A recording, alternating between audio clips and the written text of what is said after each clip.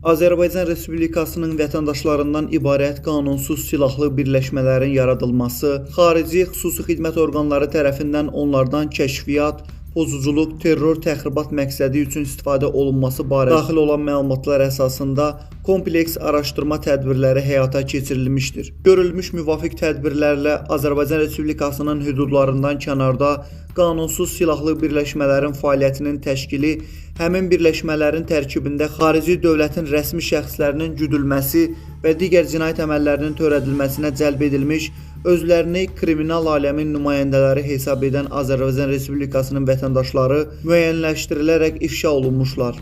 Qeyd olunan cinayət əməllərinin törədilməsində şübhəli bilinən 1995-ci il təvəllüdlü Məmmədov Amid Saməddin oğlunun xarici ölkə ərazisində gizləndiyi yer müəyyən edildikdən sonra o keçirilmiş əməliyyat axtarış tədbirləri nəticəsində saxlanılmış, Azərbaycan Respublikasına gətirilərək istintaqa cəlb edilmişdir.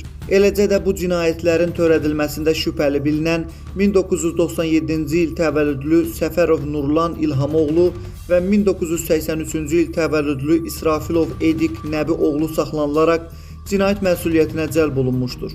Adları çəkilən şəxslər Azərbaycan Respublikasının Cinayət Məcəlləsinin 12.1, 279.1-ci Azərbaycan Respublikasının hüdudlarından kənarda Azərbaycan Respublikasının qanunvericiliyi ilə nəzərdə tutulmayan silahlı birləşmələrin fəaliyyətində iştirak etmə maddələri ilə ittiham olunaraq barələrində məhkəmənin qərarı ilə həbs qəti imkan tədbiri seçilmişdir. Davam edən tədbirlər və cinayət məsuliyyətinə cəlb edilmiş digər şəxslər barədə ictimaiyyətə əlavə məlumat təqdim ediləcək deyə Dövlət Təhlükəsizlik Xidmətinin məlumatında qeyd edilir.